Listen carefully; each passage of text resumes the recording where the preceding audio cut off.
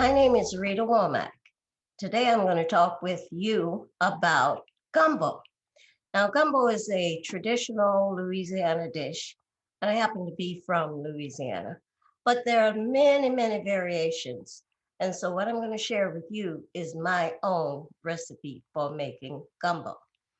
Gumbo is really a combination of vegetables and meats, and was generally the food of those who were sort of poor and had to make everything do or anything do. And so they made gumbo. The word gumbo itself is an African word, and it really means okra. So I suppose Africans brought okra to the United States or to America at that time. Uh, Gumbo is made up of different kinds of flavors and different kinds of ingredients. One of the major ingredients in gumbo is filet, and filet is made from sassafras leaves, and it comes from Native Americans. So you see, really, gumbo is an international dish that has gone all over the world. My daughter tells a story about a lady she met in California who told her, gumbo is no big thing. I know how to make it. You do this, you do that, you do this, and then you add the file. And filet is spelled File. She just didn't know how to pronounce it. So we're going to talk about gumbo today. And we're going to talk about several steps to making gumbo. Perhaps you've heard about some of them. One of the main things you probably have heard about is the notorious roux. Now, roux is a combination of oil and flour, and it's cooked, and it varies in shades from beige to mahogany. With gumbo, you want mahogany. That means it has to cook a long time, and it cooks in a heavy bottom skillet or pot for 20 to 30 minutes, having to be stirred constantly. We're going to make a roux to go with this gumbo. Gumbo has okra. We already talked about that. And gumbo has various kinds of meats. In this particular case, we're going to use chicken and sausage. Now, the sausage itself is a Louisiana sausage called andouille, and it is sort of a special kind of smoked sausage that you can find in almost all grocery stores nowadays, since we have such a worldwide spread of everything. Nothing is like it used to be. However, you can use a good smoked sausage also. Be careful though. Don't think that you can add just anything like, Italian sausage and have Louisiana gumbo. It's usually a smoked sausage, and it adds a lot of flavor to it. Along with that, you have a particular kind of combination of vegetables, and those vegetables are really onions, green peppers, and celery. You can add a little garlic, and there's a proper name for it, but generally, if you just think of those ingredients, you've got it. I'll think of the name and give it to you at some point in time. Now, where do you learn to make gumbo? You usually learn in your mom's kitchen, or you learn in your grandmother's kitchen, or your aunt's, or anybody who makes gumbo. In my case, I learned at home. My mother would make gumbo pretty frequently. And believe it or not, for meat, she would use stew meat, stew beef. And of course, we always had for seafood gumbo, dried shrimp.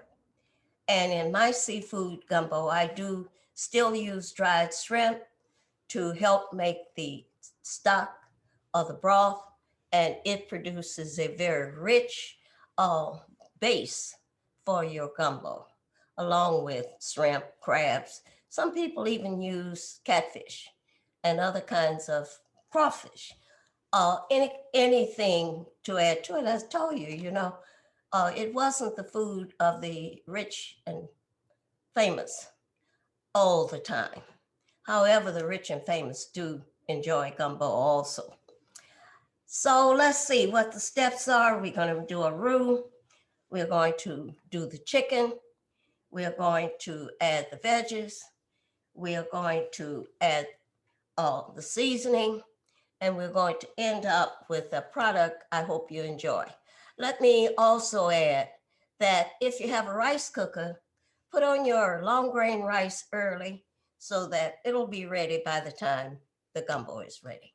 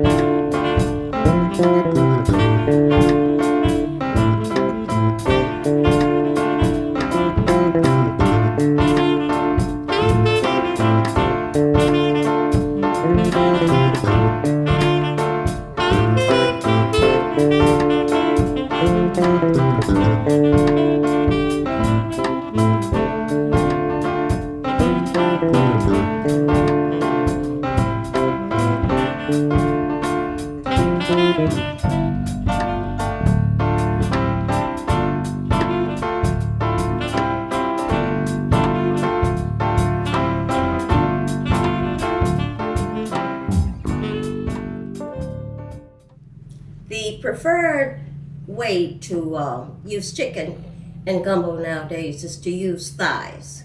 Thighs have a lot of flavor, and they're a little more sturdy than the breast or even sometimes the wings. My mother would put the chicken that she called the bony parts of the chicken in her stock pot so that they could help to make the stock while she prepared the rest of the gumbo.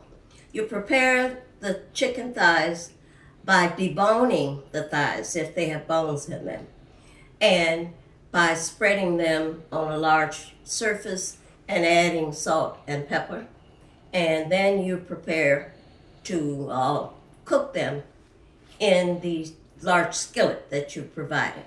So we've talked about two pieces of equipment, and that is the stock pot with the stock in it and the large skillet.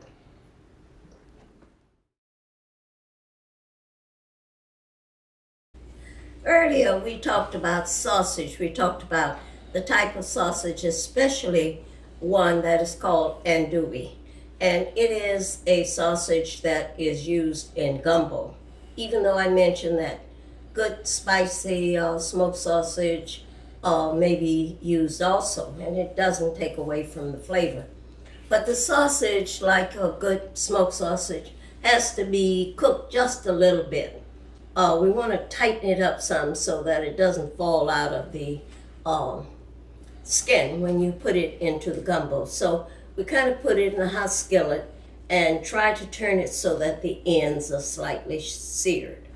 Sausage may be put in at the same time as the chicken, but many times it is put in last because you don't want to overcook it.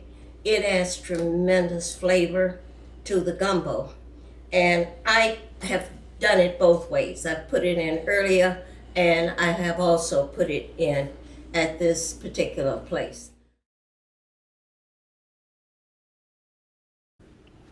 The stock in gumbo is very, very important. It should be very tasty, very seasoned, very, very well. And it cooks while you prepare the rest of the ingredients. So the stock pot goes on the stove almost immediately. A stock pot rather than another kind of pot, because of the size. You want to be able to accommodate the ingredients. And you also want to be able to stir the pot if you need to.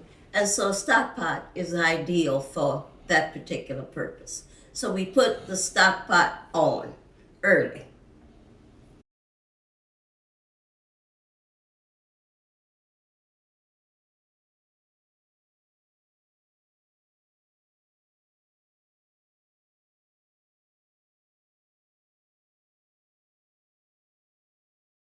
I'm going to season these chicken thighs with a little salt and pepper. Remember, I'm going to go light on salt, but I do want to season as I go along because I want to layer the seasons, not just have something seasoned, have everything seasoned. So I'm going to put just a little salt and a little pepper on these chicken thighs.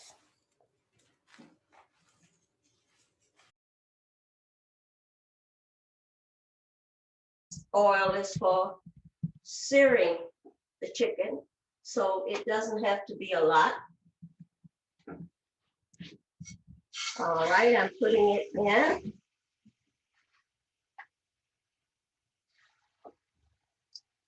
I'm going to have to do 2 batches. I have 6 chicken thighs here. Searing is all I want this to do. I have to be careful. I don't want it to stick either.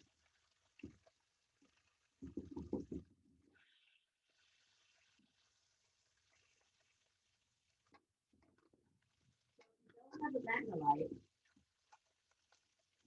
You can always use cast iron. You can use some of the pots that are what do they call them? They're not burnless, but they're pots that have the non-stick in them. You have to be careful with those many times though, because many times they're not quality pots, and so they're not heavy enough. Get a good sturdy spoon.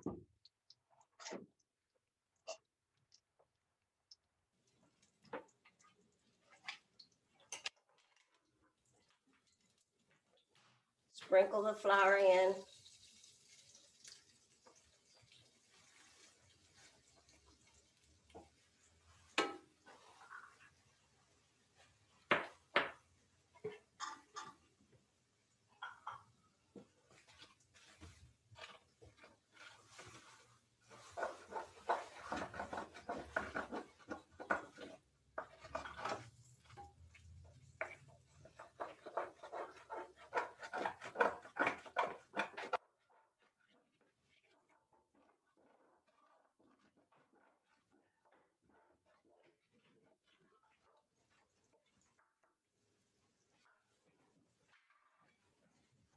If you remember, I mentioned that I usually use more flour than oil, but you have to go by what you see, and it has to be enough to cook. So keep them both handy as you get ready to cook this roux.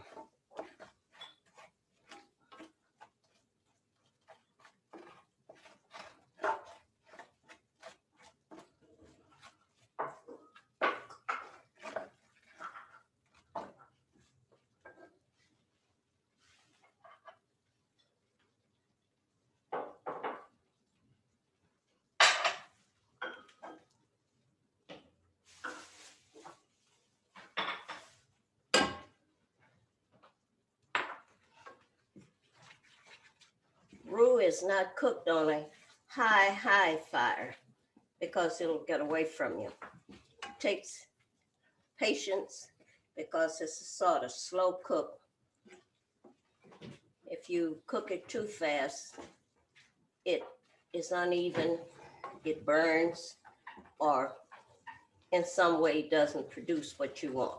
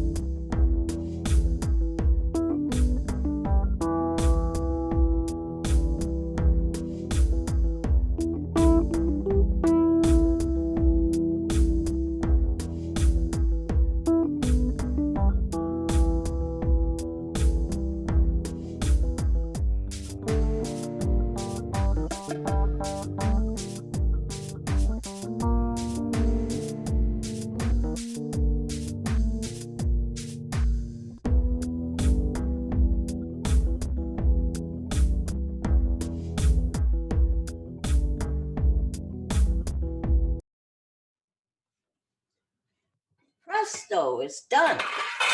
And look at this pot of chicken and sausage gumbo.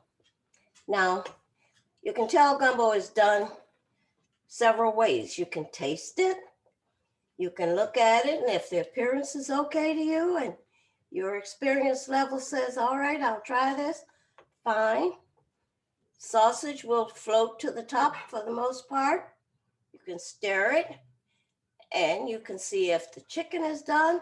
In fact, you can determine that it is done. So we call this gumbo done, and we are ready to plate it up and eat it. Now, some things about the gumbo, it has a certain smell, very much like the seasonings you put in it. It has a certain look, not too much red flavoring. You might find that you have some oil, sort of grease, floating on the top, and that's because of the sausage and all of the oil that went into it. Feel free to skim it off if it's too much for you.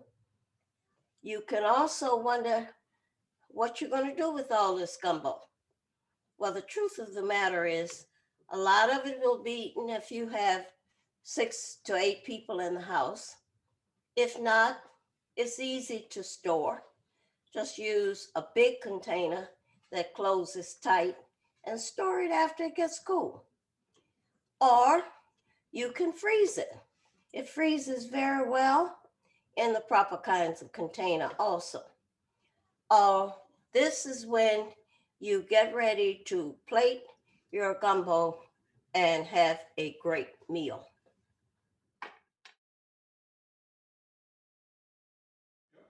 Okay, so here's your gumbo. It's ready for you. I hope you enjoy it.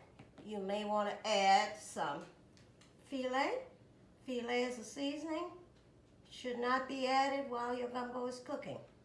Please do not boil your gumbo after you put filet in it. Sprinkle at the table is the best way to do it. And perhaps it's not hot enough for you. If so, here's some Tabasco. Okay, let's put a few drops in and bon appetit.